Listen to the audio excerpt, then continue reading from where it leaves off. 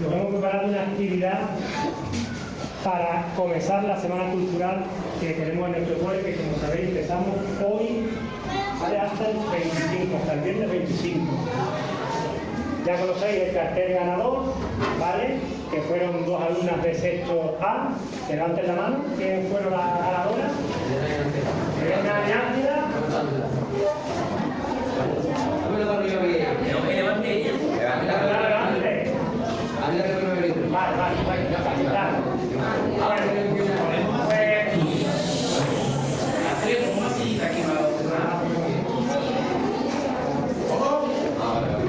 Para ustedes, para que conozcáis los lugares que tenemos en Almonte, que seguro que muchos de ustedes no sabéis que existen o por qué existen estos lugares o estos monumentos que hay aquí en nuestro pueblo. ¿Vale? Entonces, hoy está destinado a una de las charlas que nos van a dar, va a ser a un monumento que se conoce como el nombre de Héroes de Valero. No sé. Monumento Héroes de Valero. Ahora se explica, ahora se explica. Ahora se puede. Ahora se Entonces, explica. a ver si después cuando termine la charla sabemos dónde está, por qué está y algunas anécdotas que nos van a contar. Aquí está Juan Matías, un vecino de Almonte, ¿vale? Almonteño, de la cepa, como decimos aquí, y nos va a contar por qué ese monumento está ahí y por qué ha venido él expresamente a contarnos la historia de este monumento y todo lo que lleva alrededor. Muchas gracias por haber venido. El colegio, vamos por arriba. Los alumnos y otros colegios, te damos las gracias. ¿Todo? Muy bien. ¿Vale?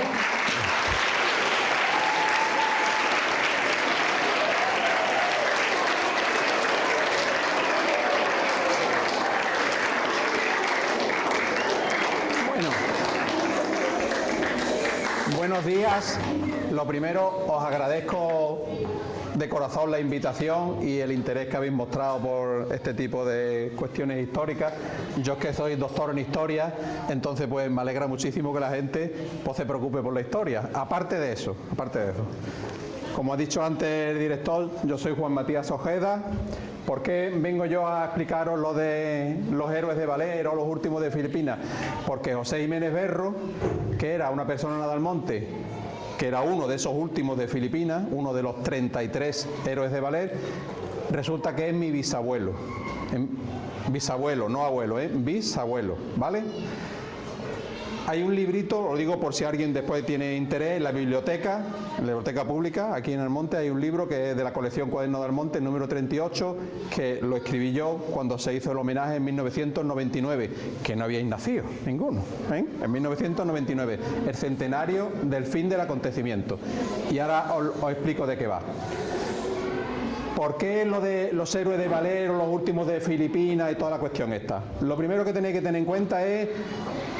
Bueno, si me pone por favor el mapa mundi, vamos a ver, me imagino que habrá muchas personas aquí presentes que saben dónde está Filipinas y otras personas que no tienen ni idea. Mira, esto es más o menos rápido y fácil. España está aquí, en Europa, y Filipinas está aquí, en Asia. Esto es China, que todo el mundo ha escuchado hablar de China, ahora con Trump, que los aranceles a China, pues esto es China. Están las islas de Japón. Uy, perdón, me he equivocado, esto es Japón. Filipinas es esto, con la borrosa es que mientras más cerca no lo veo. China, Japón y esto es Filipinas, un archipiélago que tiene un montón de islas. Son 8.000 islas, ¿vale? Bueno, la primera pregunta, ¿qué hacían los españoles en Filipinas? Estamos hablando de 1898. Una cosita rápida. Sabéis que en 1492 se descubre América, ¿no? Colón, eso todo el mundo lo sabe. Colón sale de aquí de Palo y llega aquí a la isla de Santo Domingo y total, desde 1492 se va descubriendo América poco a poco, sucesivamente. Después sabéis que la primera vuelta al mundo de Juan Sebastián Elcano y Magallanes, ¿vale? Salen de aquí, de San Lucas, dan la vuelta por aquí, cogieron para el Pacífico y llegan a Filipinas en 1521. Desde entonces están los españoles tanto en América como en Filipinas, ¿vale? Y en más, otras pocas de islas más que no merece la pena que hablemos de ellas, ¿vale? ¿Qué es lo que quiere decir? Que estamos hablando de hace 400 o 500 años. 400 o 500 años. Una cuestión importante es que esa parte del descubrimiento va a traer luego consigo lo que es el imperio español, un imperio que fue muy potente y muy grande, años de 1500, años 1600, años 1700, durante 3 siglos, un montón de años.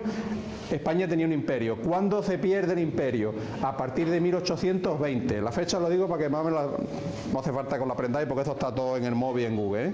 1820, a partir de ahí, América se independiza de España. Y solamente se queda Cuba, que está aquí. Cuba sigue perteneciendo a España. Y Filipinas, que está aquí. Esas dos grandes islas, Cuba y Filipinas, siguen perteneciendo a España hasta 1898. Hemos dicho que América en 1820, 21, 22, 23 se independiza entera, la perdemos. Cuba y Filipinas hasta 1898. Y en 1898 Estados Unidos, había uno que sí, más o menos que era como Trump ahora, que se quería quedar con todos, nos declara la guerra, en fin, da igual. Se fue el imperio al traste y España ya pues perdió todo el resto que tenía de lo que se llamaban las colonias de ultramar y España pues dejó de ser un imperio. Ya lo había dejado de ser en 1820, pues en 1898 definitivamente. ¿Qué ocurre? Y ahí viene lo que es el hecho importante, que en Filipinas, aquí en esta isla, en un pueblecito que se llamaba Valer, se quedó un destacamento militar, un destacamento de unas 50 personas, ¿vale? 50 soldados. Pero esta gente estaban allí aislados.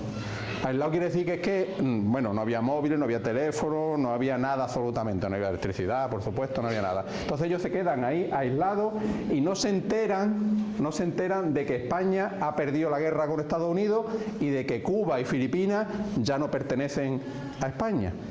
Ellos, como estaban allí aislados y estaban sin poder recibir ninguna información, pues ellos no se creen lo que está ocurriendo.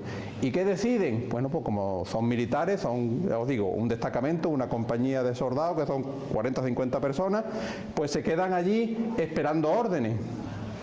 ¿Qué ocurre? Que mientras tanto los van atacando. Y eso ocurre durante un año. Durante un año ellos están allí aislados, sitiados, que se llama técnicamente la palabra, y claro, como podéis imaginar, el problema era que si no reciben información, tampoco reciben ayuda, tampoco reciben comida. La iglesia que habéis visto, que había aquí una imagen al principio, que es una réplica que está aquí en la Ciudad de la Cultura, esa iglesia es la que estaba en ese pueblecito donde ellos estaban, que era Valer.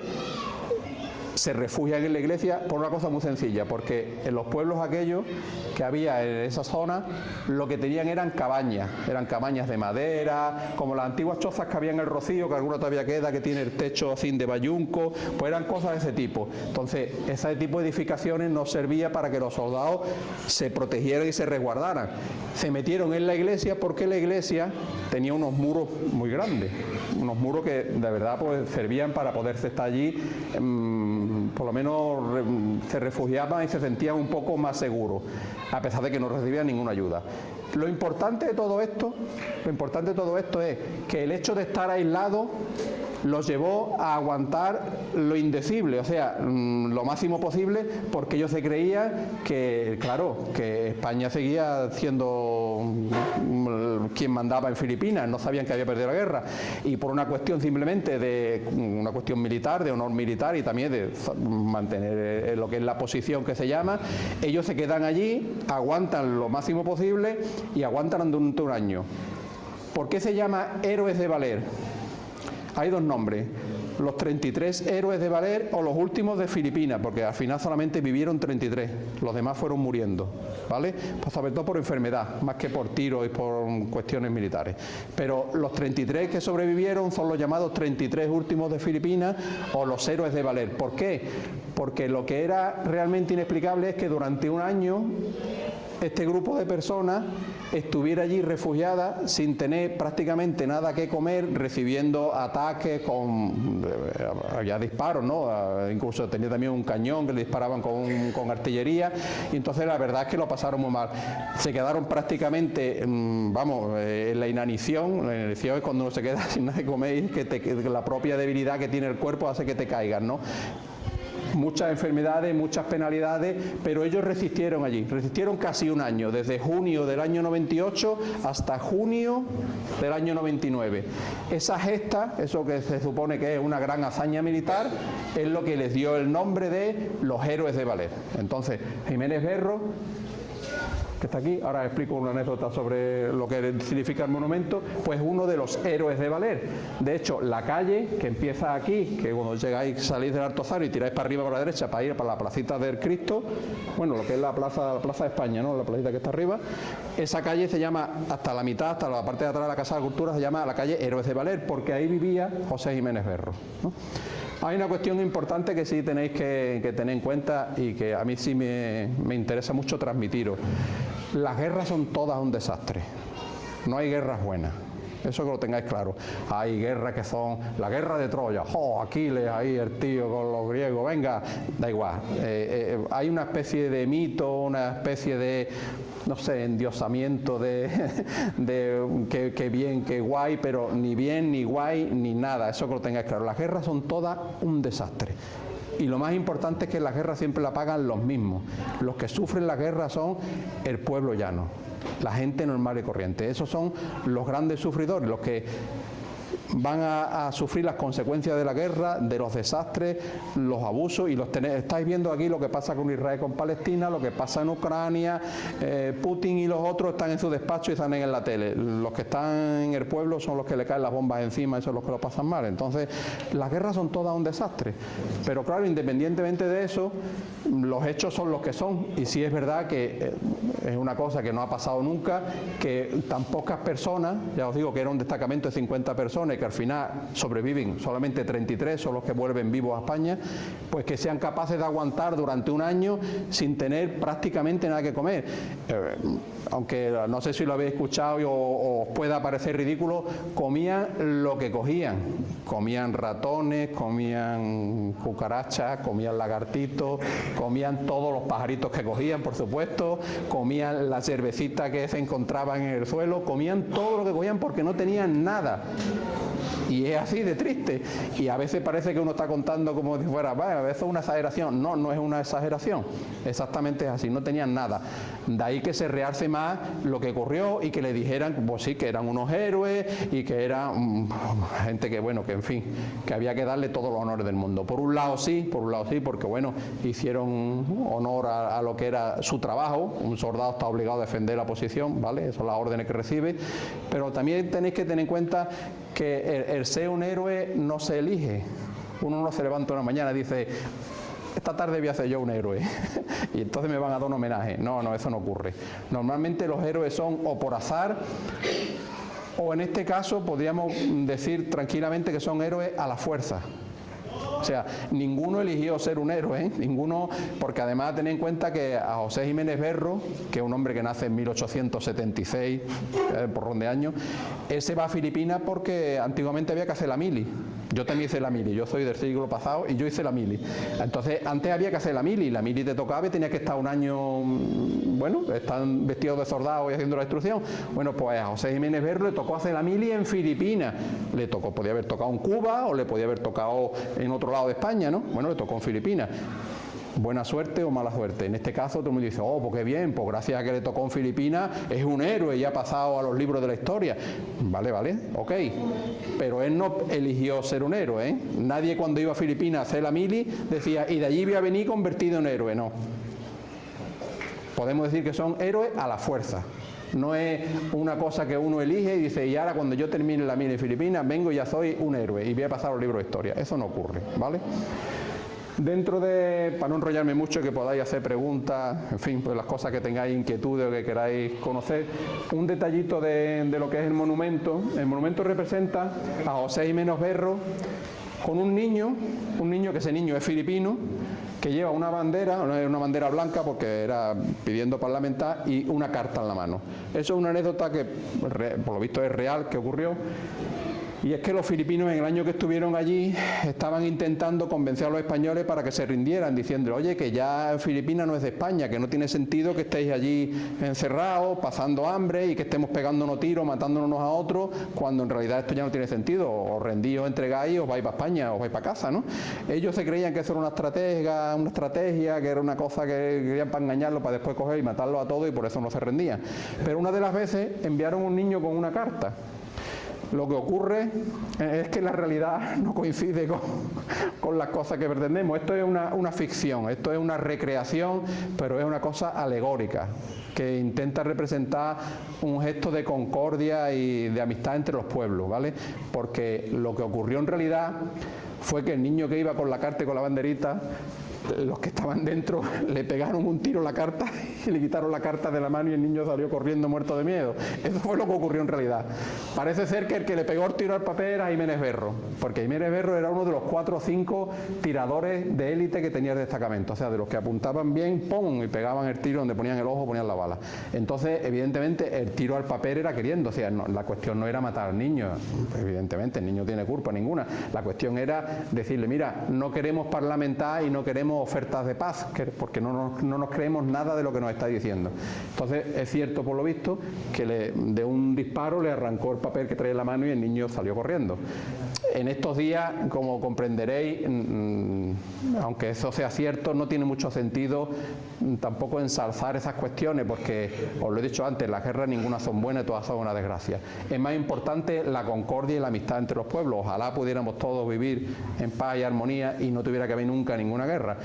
¿Qué se hizo? Pues intentar representar una ficción, un acto simbólico, como si José Jiménez Berro hubiera salido de la iglesia, se hubiera acercado al niño y le hubiera recogido la carta, lo hubiera aceptado para leérsela y haber empezado unas negociaciones de paz. Entonces, esto es una ficción que no ocurrió, pero lo que intenta representar, que eso sí es importante que lo tengáis en la cabeza, es que lo importante es la amistad y la concordia, ¿vale? Y no el hecho en la realidad. Bueno, podemos contar muchísimas cosas de José Jiménez Berro, de lo que pasó cuando vino, pero eso yo entiendo que ya se sale un poquito de lo que es la cuestión importante, que es por qué José Jiménez Berro tiene una calle aquí en Almonte, que es la calle donde él vivía, que se llama Héroes de Valer, por qué tiene este monumento, que es lo que he explicado, y por qué el ayuntamiento pues hizo en la Ciudad de la Cultura una réplica. Una réplica es que la iglesia que hay en Valer ahora mismo tiene esa forma, pero la iglesia es más grande, claro, es una réplica, es a escala, es un poquito, esta que hemos hecho aquí es un poquito más pequeña, no es tal cual, la iglesia que hay allí en Valer es mucho más grande, ¿vale? Dicho eso, yo me puedo llevar aquí 3 días contando lo que queráis, pero entiendo que tampoco es cuestión de que yo os enrolle y que después no os acordéis de nada. Mientras más habla uno, menos se acuerda la gente de las cosas que dice. Me interesa más que, no sé, si tenéis alguna inquietud o queréis preguntar o tenéis alguna duda que queráis saber, pues yo encantado. No sé, el orden ustedes... Sí, sí. Y ya se lo he dicho a Rafa, que a él le gusta también siempre hablo de cine y eso, sí. Que hay una peli que está genial, se ve lo que he contado con Matías de los 33 de Valer, que se llama Los últimos de Filipinas. Y a bueno, hay dos películas. Yo la que digo la de Luis Tosar. Eso, está la de blanco y negro, de Antonio Román, y la de Tosar, que es la más reciente, que es en color, que quizás es más entretenida. Está muy bien. Está muy bien. Refleja las cosas. Eso es llevado al mundo del cine. Bien. Venga, David. ¿Yo? ¿Usted se llama David? Del monte José Jiménez Berro. Sí, señor. ¿Y tu bisabuelo quién es? José Jiménez Berro. Nada, es bueno preguntarlo. Eres mi bisabuelo, el héroe el último de Filipinas, el héroe de Valer, de la estatua, el del monumento que está en la placita Andalucía, ese es José Jiménez Berro, que ese es el que le ha hecho el homenaje al ayuntamiento, le ha puesto el nombre a la calle y todas estas cosas.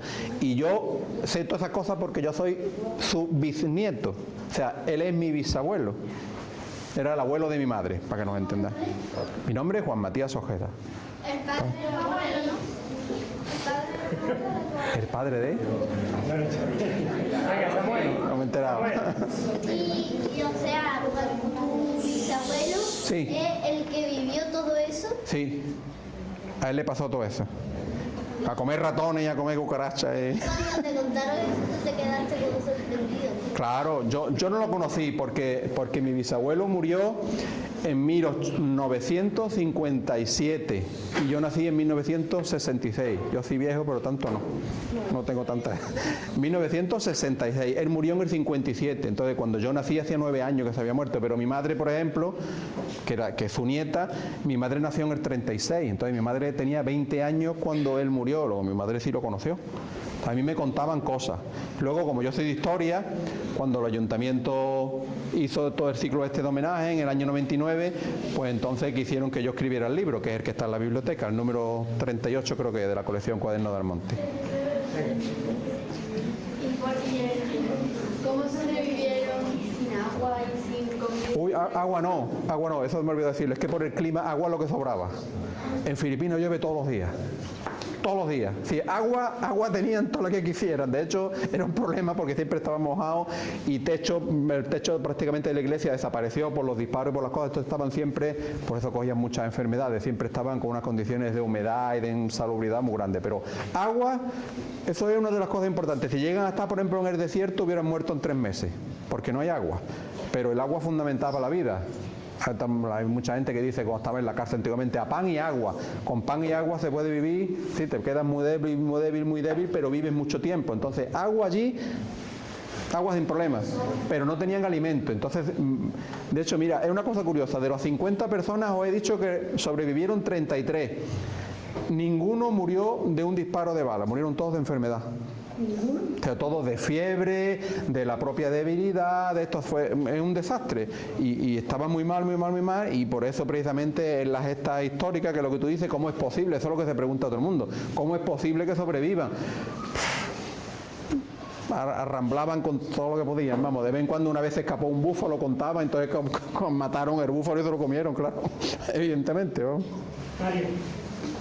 En el mapa de antes, porque hay parte roja y parte verde. Bueno, eso es un mapa físico, la parte verde, la parte bajita y la parte roja, la parte alta de las montañas.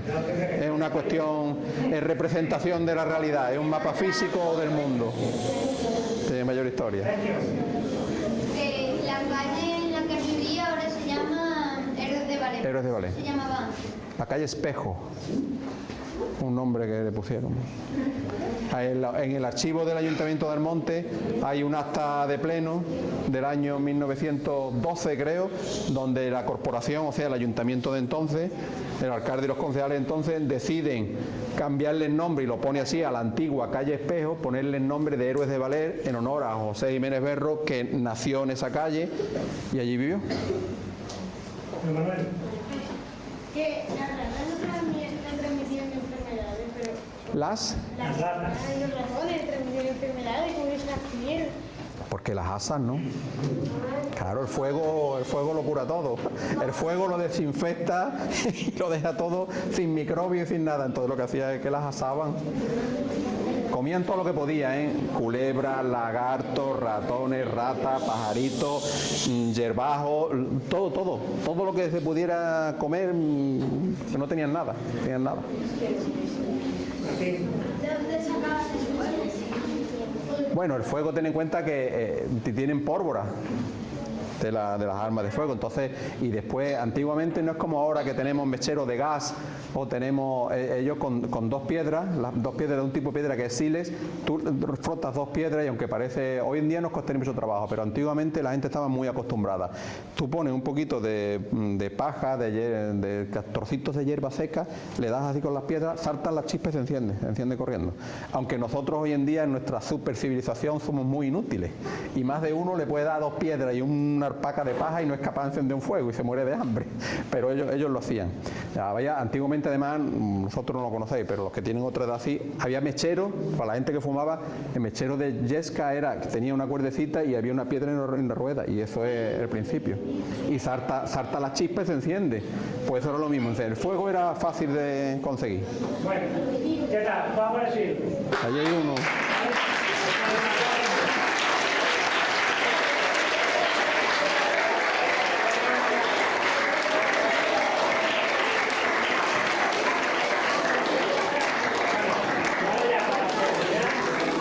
Vamos a ver un vídeo muy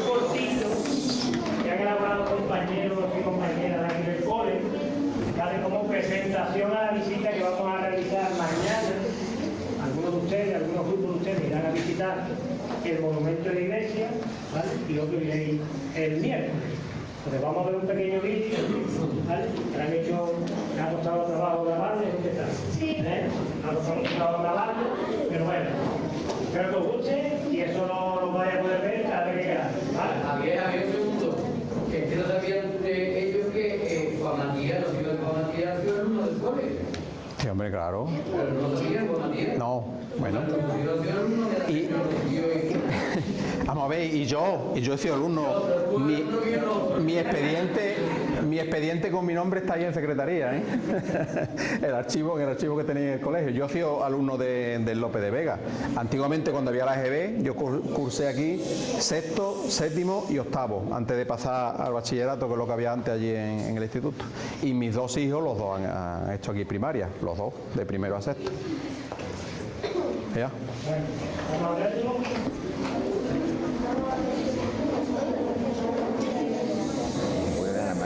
Ay, hombre. Del Colegio López de Vega. Qué emocionante celebrar juntos la 26ª Nacional del Público. Este año está dedicada a conocer lugares importantes de nuestra localidad, llena de historia, cultura y curiosidades. En este vídeo os quiero enseñar algo especial, el monumento Héroes de Vallejo. En primer lugar, el Centro Cultural Polivalente Iglesia de Oler es una réplica de una iglesia que se encuentra en la ciudad de La Coruña, justo al lado de la biblioteca municipal. Pero lo que hace única a esta iglesia es una réplica de la que está La ciudad de Baleares, en Filipinas. ¿Sabía que ahí se hizo un episodio histórico llamado Los Últimos de Filipinas? Entre 1898 y 1899. Y uno de sus protagonistas fue José Jiménez Berro, que nació aquí en el monte. Además, a José Jiménez Berro le han dedicado un monumento que puedes visitar en la Plaza Andalucía, muy cerca del Monumento de las Yeguas. Te animo a que vayas, leas la placa y descubres por qué este hombre es un verdadero héroe en nuestro pueblo. Seguro que aprenderás algo sorprendente. Espero que hayáis disfrutado de las curiosidades de nuestra localidad. Ahora nos toca visitarlas.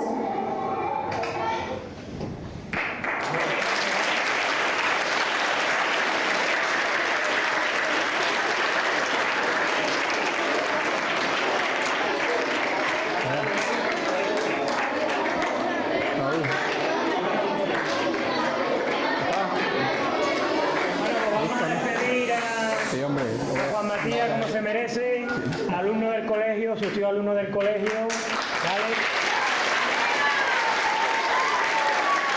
Pero simplemente como ejemplo, un marcapágina, ya que estamos la semana cultural, un marcapágina, en una poesía del monte, esta escritora, esta semestra aquí del monte, la verdad como de caso recuerdo. Muy bien, muchas gracias.